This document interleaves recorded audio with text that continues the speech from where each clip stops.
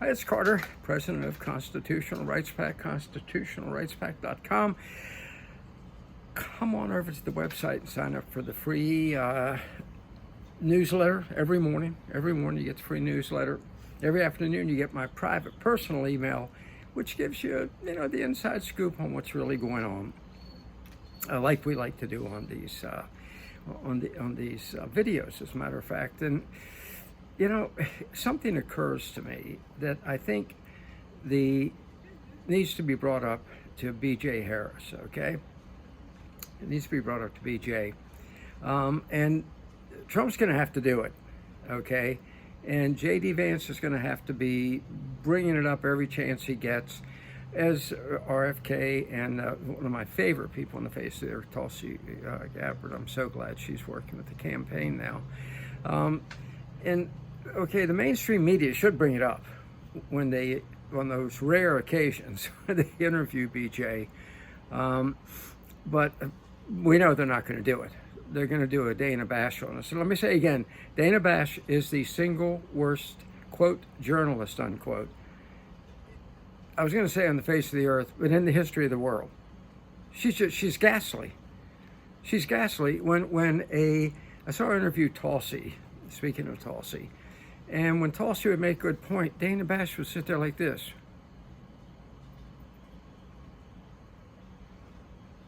It obviously wasn't even penetrating into the cranial cavity, because when the point was done, she go, well, okay, what about, and change the subject onto something else, always a point of attack in her maker mind.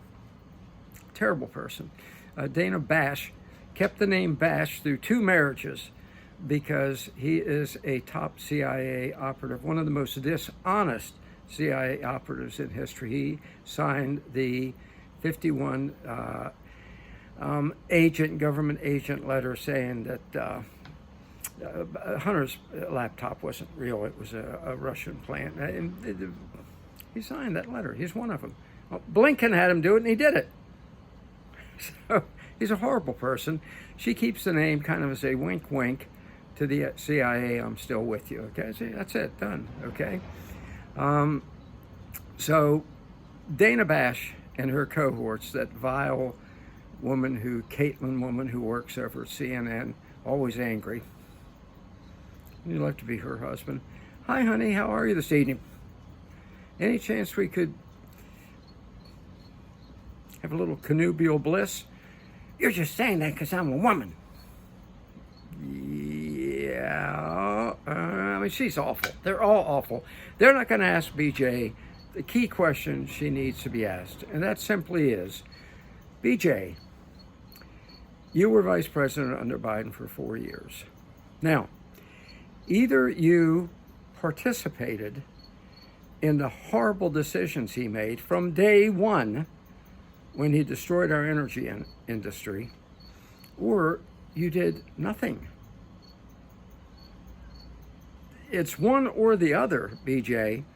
Either you were part of the catastrophe, or you were sitting over in your office making Google eyes in the mirror or taking selfies or some such thing, okay?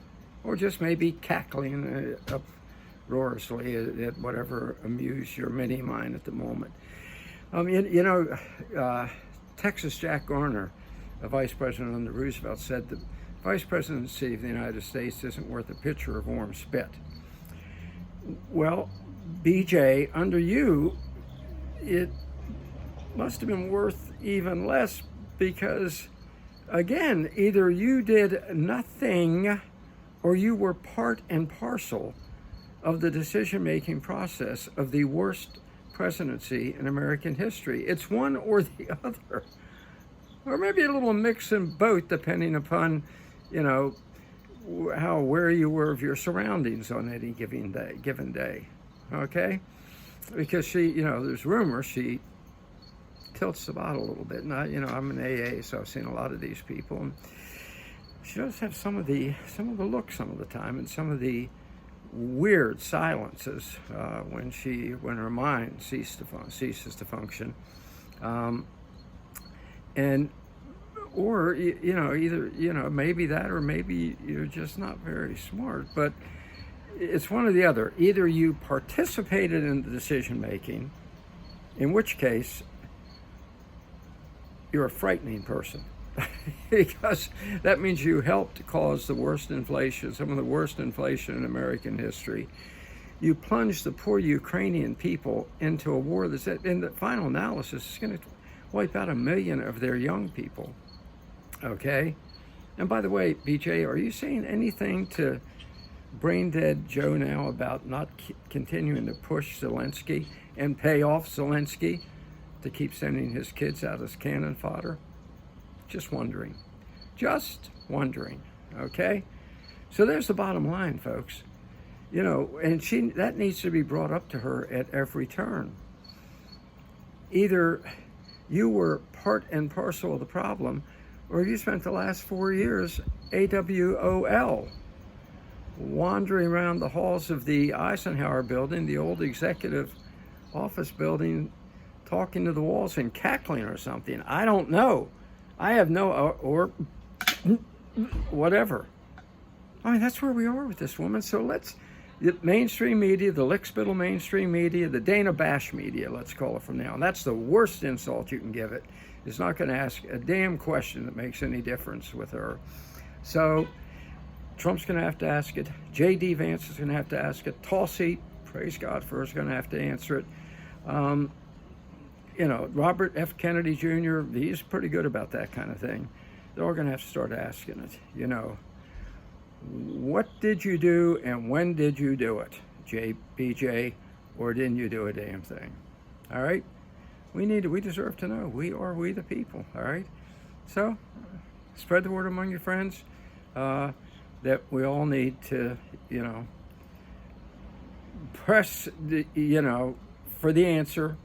Press these candidates to bring it up, because we deserve to know what this woman is really about. Because any of the alternatives do not look good, okay? Let's do this thing.